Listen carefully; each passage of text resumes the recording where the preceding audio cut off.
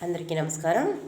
ఈరోజు 23వ అధ్యాయం కార్తీక మాస మహత్యం శ్రీరంగ క్షేత్ర మహిమని గురించి తెలుసుకుందాం.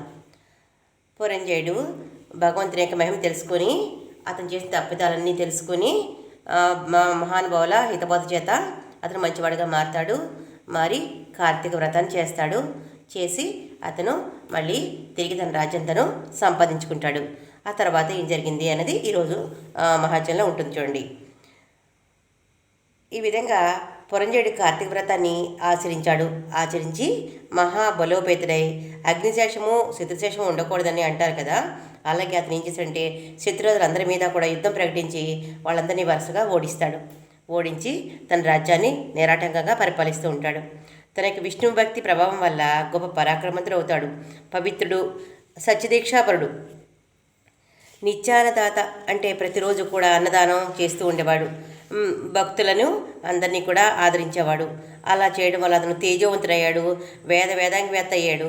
అలాగే అనేక మంది శత్రువులందరినీ కూడా జయించి తన కీర్తిని దిశలా కూడా అఖండ కీర్తిని సంపాదించాడు.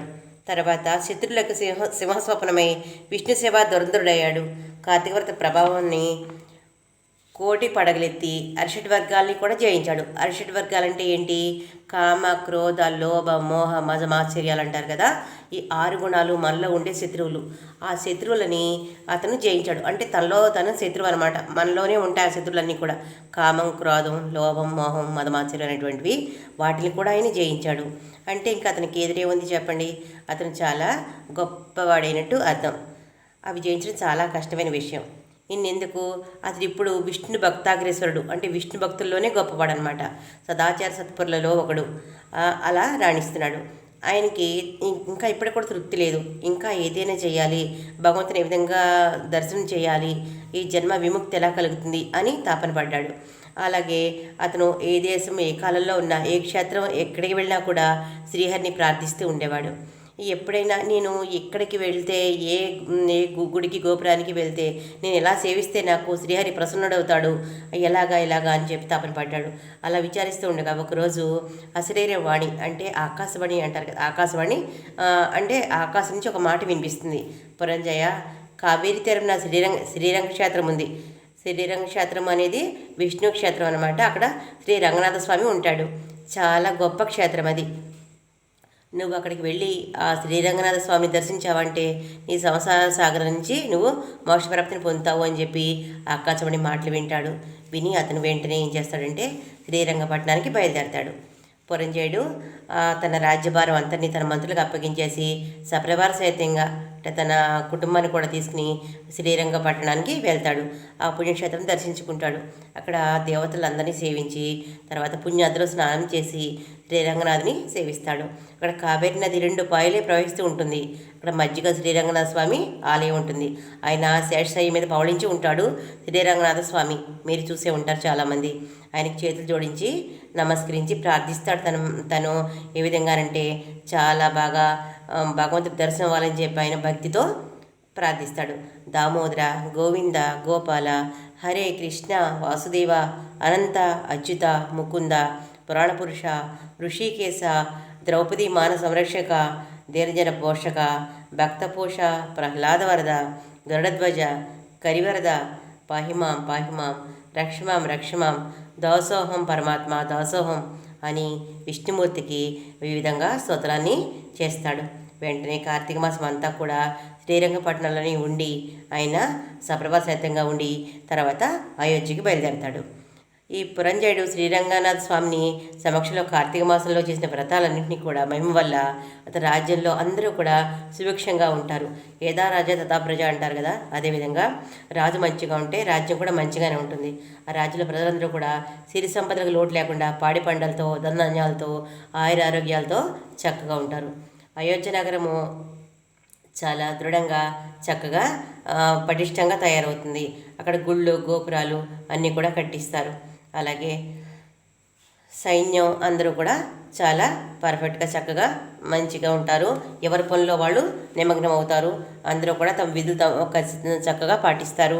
ఎవరి పనులు వాళ్ళు చక్కగా చేసుకుని ధర్మనిష్టతోటి పూజ పునస్కారాలతోటి పెద్దలను ఆదరిస్తూ ధర్మం 4 పదలా నడిచే విధంగా అయోధ్య నగరం శోభిల్తూ ఉంటుంది.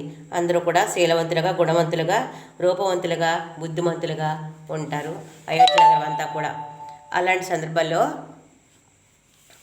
ఆ పట్టణంలో అందరూ కూడా సుఖ సంతోషాలతో విరాజిల్లుతూ ఉంటారు. పురంజయుడు శ్రీరంగక్షేత్రంలో కార్తీక మాస వ్రతాన్ని ఆచరించి సతీసమతుడై ఇంటికి చేరుకుంటాడు. ఇంటికి చేరుకున్న తర్వాత పురంజయుడు రాక విని పౌరజనులందరూ కూడా మంగళవాద్యాలతోటి ఎదురేగి సత్కరిస్తారు. ఎదురేగి తీసుకొస్తారు. నగర ప్రదక్షిణ అంతా చేస్తాడు. తర్వాత తన అంతఃపురంలో ప్రవేశిస్తాడు. ధర్మాభిలాషి అయిన దైవభక్తి పరాయణుడైన రాజ్యపాలన మనస్తాడు. అంటే చాలా ధర్మంగా రాజ్యాన్ని పరిపాలిస్తాడు. కొంతకాలం గడిచిన తర్వాత వృద్ధాప్యం వస్తుంది. ముసలివాడవుతాడు కదా. ఆ తర్వాత ఏదైనా జన్మ శాస్త్రమైంది కాదు కదా, అశాస్త్రం జన్మ అంతా కూడా ఇది ఒక ప్రయాణం లాంటిది.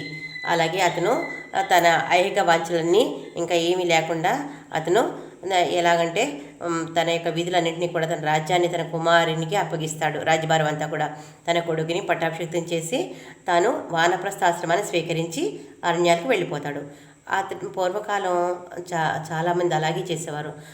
తన బాధ్యతలను తీర్చుకున్న తర్వాత ఎలా ఉండేవారంటే వానప్రస్థాశ్రమం అని వేరే దూరంగా గొళ్ళలోకి అక్కడికి వెళ్ళి కాశీ వెళ్ళిపోయేవారు. ఎక్కువ మంది వెళ్ళి అక్కడ దేవుని యొక్క పురాణ పట్టణంతో అలాగా ఏమీ ఐహిక సుఖాల మీద కోరికలు లేకుండా ఉండి తన జీవితాన్ని ఆ విధంగా గడిపేవారు. ఇంకా చివరి దశలో భక్తితో గడిపేవారు. అలాగే ఇతను కూడా తన రాజ్యం అంతటిని కూడా వదిలేసి పిల్లల మీద భారం మోపి వాళ్ళ కొడుకుకి రాజ్యభారం అప్పగించి అతను రాజుగా చేసి తను వానప్రస్థాశ్రమానికి వెళ్ళిపోతాడు. తర్వాత కొంతకాలం జరుగుతుంది. అలాగే అక్కడ కూడా కార్తీక మహాత్యాన్ని, కార్తీక వ్రతాన్ని చేసి కార్తీక పురాణం చదువుకుంటాడు. క్రమక్రమంగా శరీరం ఉడిగి అతను ముసలివాడైపోయి మరణించి వైకుంఠానికి వెళ్తాడు. కావున ఓ అగస్త్య అని చెప్తూ ఉన్నారు ఇక్కడ. కార్తీక వ్రత మహాత్యం చాలా ఫలప్రదమైన మహాత్యము. దాన్ని ప్రతి వారు కూడా ఆచరించవచ్చు. వర్గ భేదాలు ఏమీ లేవు. ఎవరైనా కూడా స్త్రీలు కానీ పురుషులు కానీ ఏ కులం వారైనా ఏ మతం వారైనా కూడా దీన్ని ఆచరించవచ్చు.